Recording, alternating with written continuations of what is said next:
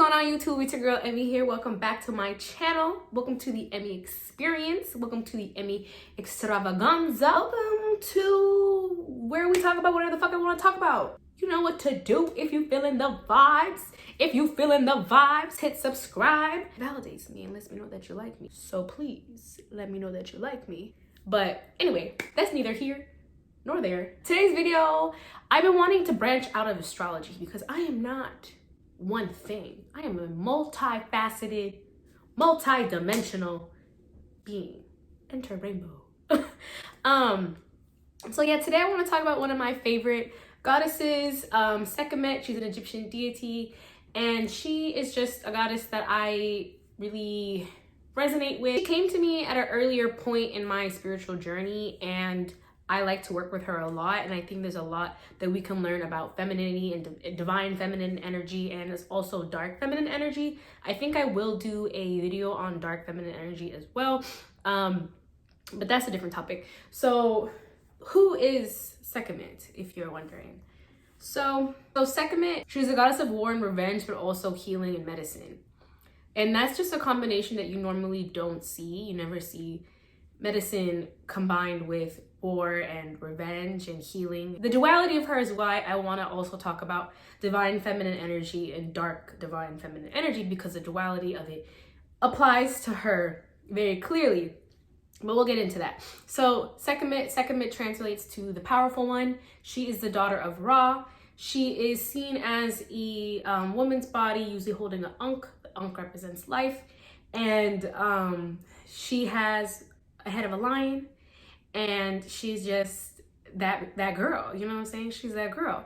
Because also like that ferociousness of a lion. And also don't forget that the cats were highly favored in Kemet in ancient Egypt. She normally has a solar disc on top of her head, being that she's the daughter of Ra. Ra was one of the most powerful gods in ancient Egypt.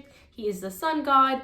I think he is also considered sometimes also considered like the father of all the gods. When Ra created his daughter Sekhmet, he created her because he was starting to lose favor. A lot of the Egyptian people stopped worshiping him.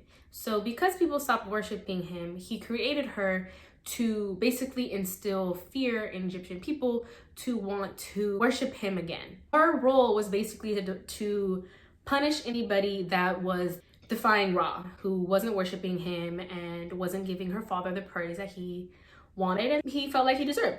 So she came down from the heavens, right? She came down being the loyal, like Leo, right? Leo is a very loyal sign. She basically was sent to destroy anybody that wasn't being loyal to her father. And it was a lot of killings that she was doing. And eventually she started to enjoy it, being a lion, the bloodthirst of it. So yeah, or becoming bloodthirsty. She became really ruthless and she started spreading diseases amongst the Egyptian people that weren't worshiping him, killing them. But after eliminating all of his enemies, that's when she started becoming a little too bloodthirsty and just started going on a killing rampage.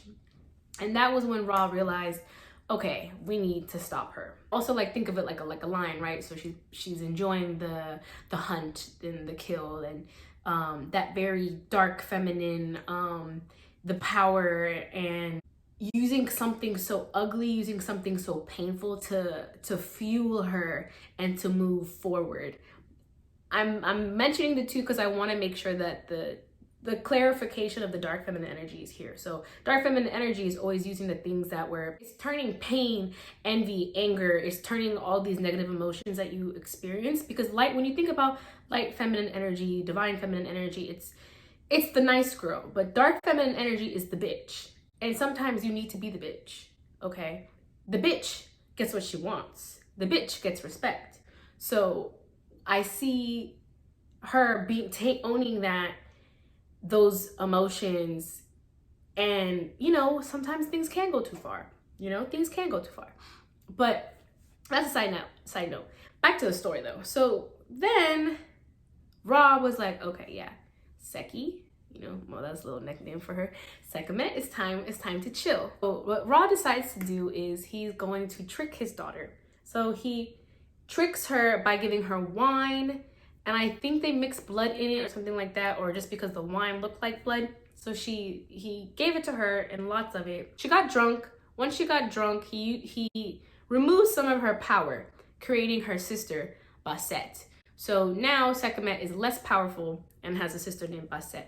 Bastet is also a deity with a cat. She's instead of a lion like Sekhmet, she's a cat. I'll put a picture of her. She's a cat woman, body of a woman, face of a cat. Bastet in ancient Egyptian culture, she was the goddess of fertility. She protected the home. She was the deity of childbirth that people would go to for childbirth. So there's still a big theme here of feminine energy, whether it's being around home, childbirth, fertility, women's secrets. She protected the home from negative spirits and disease. She also protected women from diseases and complications during childbirth. So when you look at Bastet and Sekhmet, they have very similar roles, but the severity of it is a little bit different. So Bastet is more of the home, more feminine, receptive energy, being all focused around women because she's the goddess for women's childbirth and things that I just mentioned. But she also is a protector,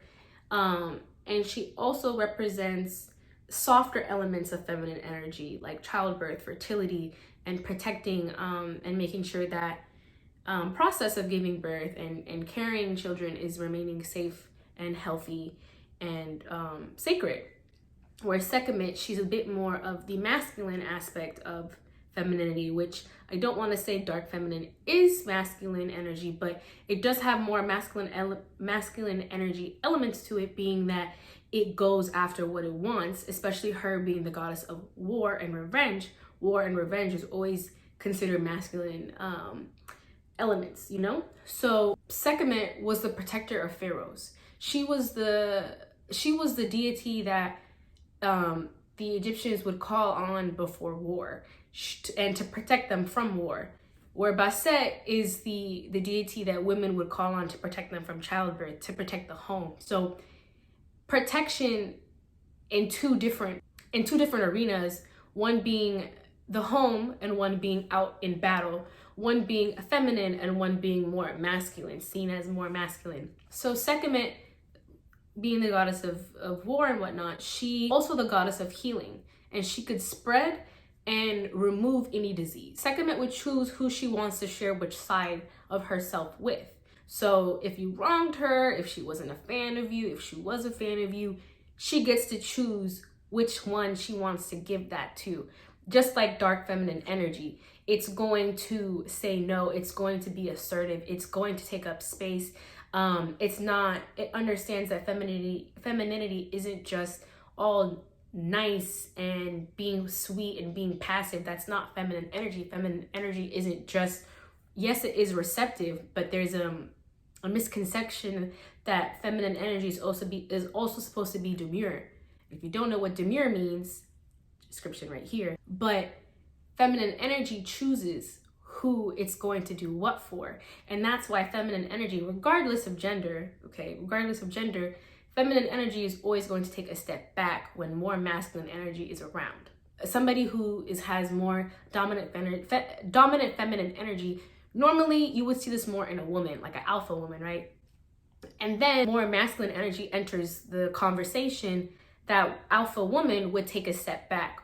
Not saying that like she won't speak her mind, I'm just saying that feminine energy is always going to be a bit more receptive, but it will demand space. If that makes sense.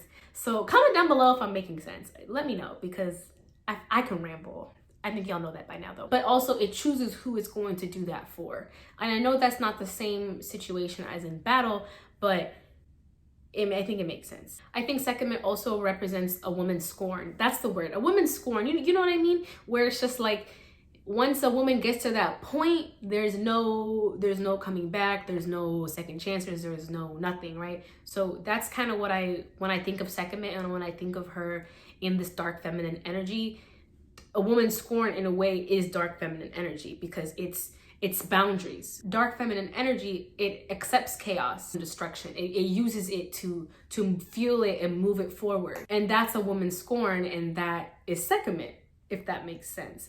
Where Bastet is more of this peace and love, nurturing, healing, protecting the home, even the act of childbirth. So they're both very feminine.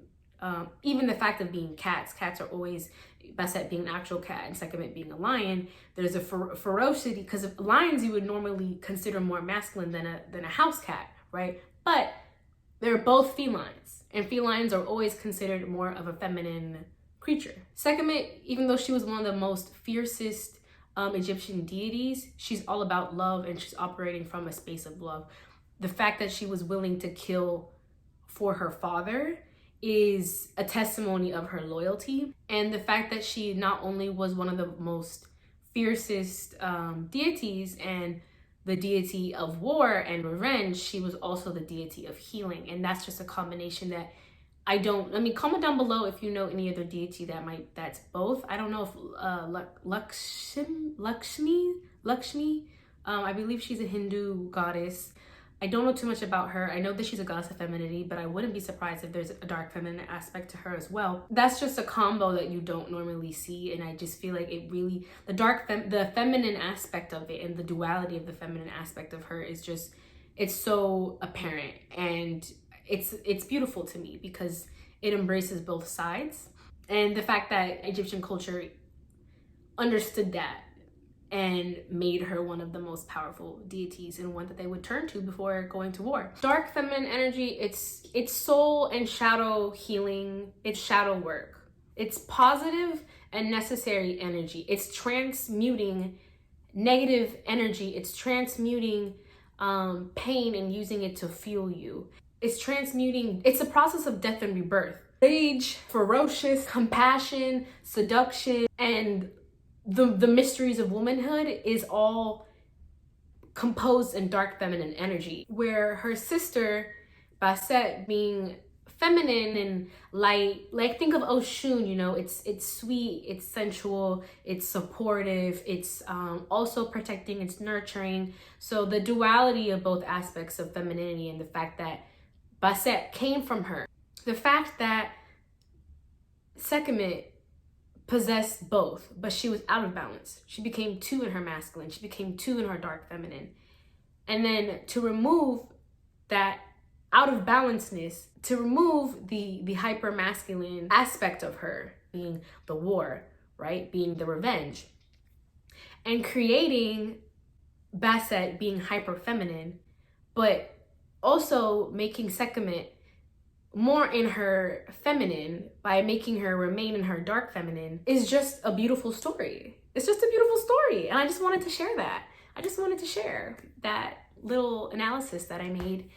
And I love her story, and she is a deity that is near and dear to my heart. And I think if you are someone that is interested in connecting with your dark feminine energy, or trying to just own your dark feminine energy and understand it a little bit more, I think learning about Sekhmet, and maybe if you're into working with different deities, I think, and goddesses, she's definitely one that I would recommend.